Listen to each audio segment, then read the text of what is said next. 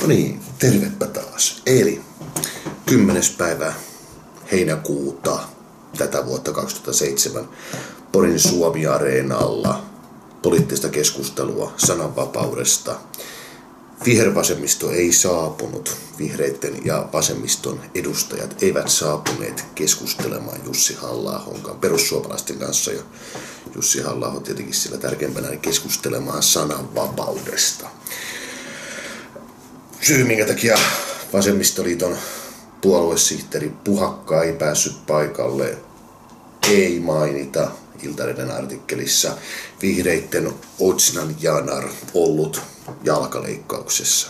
Sairastuminen, loukkaantuminen, oma tai lähiomaisen kuolema. No, nämä on ihan sama mikä tahansa asiayhteys, mikä tahansa tilaisuus, niin hyväksyttäviä syitä olla poissa. Mutta että tämän kokoiset puolueet eivät pysty saamaan riittävän etuajoissa korvaavia keskustelijoita paikalle. Ja syy mikseivät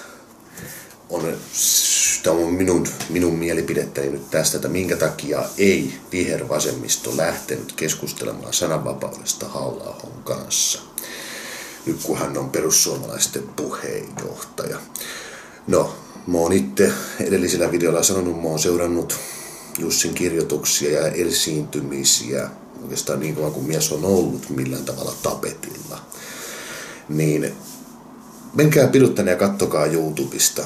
Niin vanhoja kun löydätte radiohaastatteluita, televisiohaastatteluita Halla-ahosta, että on niin kuin livenä miehen kanssa toimittajat höpöttelee.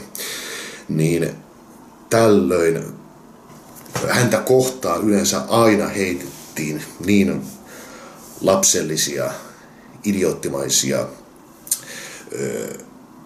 provokaatioyrityksiä, kun vaan toimittajat voi keksiä. Ja ne ei ole toimineet. Häntä ei ole saatu hiljennettyä. Se on sitä, vaikka kuinka paljon tulee materiaalia vastaan, niin Jussilla pitää hermosto, pokka. Ja kun se on tätä on niin kuin kohta yli 10 vuotta mies käynyt haastatteluissa, niin edespäin, niin ei tollaista jää enää horjuteta sillä, että sinne heitetään jotenkin pölhöä provokaatiota sekaan. Ja Jussin, joka tietää, katsottu mitä Jussi toimia tekee, ne on hyvin tarkkaan mietitty ja mitä hän sanoo ja argumentointi on huolella käyty läpi. Jos tulee tämmönen, se on ihan eri asia, että mennään jonnekin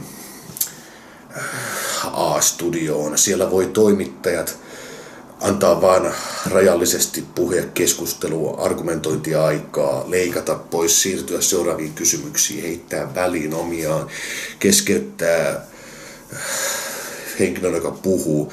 Mutta jos on mikään tahansa tilanne, missä Jussi pääsee vaikkapa puhumaan muutaman minuutin keskeyttämätti, että kukaan keskeyttää, vaikea kielittää suomea, että kukaan ei häntä keskeytä, hän saa rauhassa esittää näkemyksensä, mielipiteensä ja lyödä faktaa pöytään. Ei niillä oikeastaan, niillä ei voi mitään.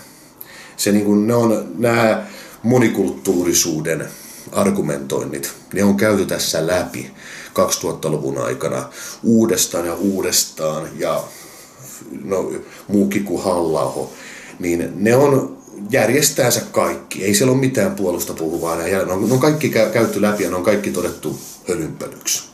Ja jos tulee tällainen, vaikkapa nyt tämä Porin Suomi-areena, missä keskustellaan sananvapaudesta, siellä ruvettaisiin heittämään Jussia vastaan haastetta, kritiikkiä.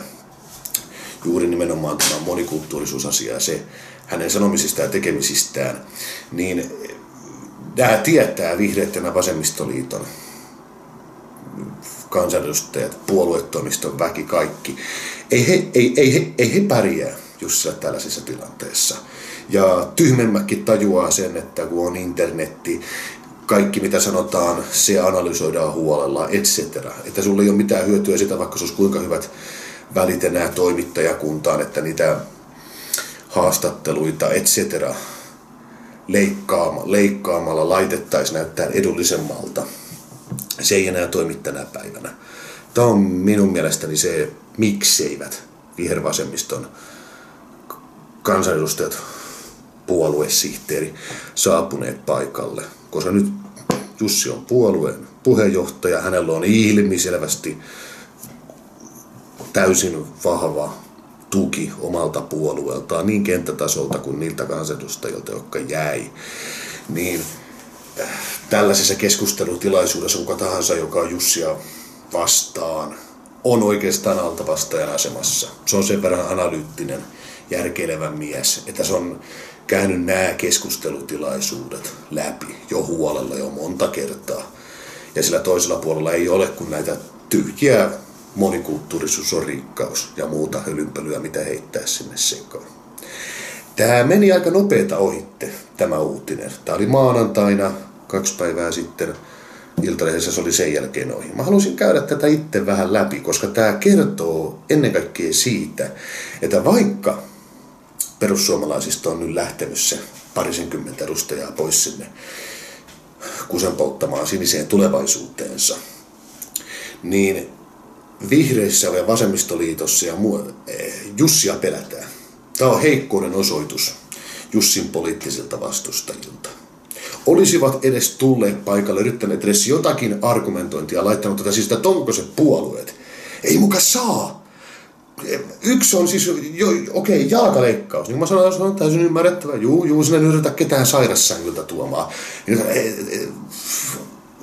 Poikkeus, se tämä ei ole niin yhtäkkiä edellisenä päivänä loukannut jalkansa ja pakko viedä niin hätätoimenpiteenä ja leikkauksella. Todennäköisesti se on ollut etukäteen tiedosta, mies menee kirurgin pöydälle. Ja sitten tämä puhakasta, ei mitään tätä minkä takia peru. Mutta juuri tämä sillä ei oikeastaan ole väliä, miksi he peruvat, vaan sillä, miksei puolueesta, kummastakaan puolueesta, ole saatu ketään korvaavaa keskustelemaan kanssa. Koska kaikki tietää, kuka tahansa ymmärtää, että perussuomalaiset, vihreät, vasemmistoliitto, poliittisella kentällä aivan selvästi eri ääripäitä. Näillä puolueilla on hyvin paljon mistä keskustella, koska he ovat täysin eri mieltä, heillä on niin monta asiaa, mistä ovat täysin eri mieltä. Tällaisten vapaassa perustuslaillisessa demokratiassa niin kuin Suomi, tällaisten puolueiden edustajien pitäisi nimenomaan, aina kun on mitään tällaisia tilanteita, kuten joku Suomi-areena, pitäisi ehdottomasti, jotta he olevat pitää yllä niin kuin uskottavuutta siitä, että yhteiskunnassa käydään keskustelua poliittisista asioista, niin puolueet, joilla on näin selvät erot, täytyisi osallistua aina kun mahdollista keskustelemaan keskenään. Mutta tämä on pieni taistelu isommassa sodassa. Mutta tämä on ennen kaikkea heikkouden osoitus vihreältä ja vasemmistoliitolta. He selvästi pelkäävät Halla-ahoa nyt, kun on puolueen puheenjohtajana. Mutta joo, tämä oli minun pikainen analysointi, nyt kun vähän tarkemmin lueskelin tätä. Ei mitään. Laittakaa sinne alas kommenttia ja lyhtykää tilajaksi ja niin edespäin. Ja muistakaa, YouTube-videot tykkää, kun niitä jaetaan. Niin kuin Olevi kiittää ja kuittaa.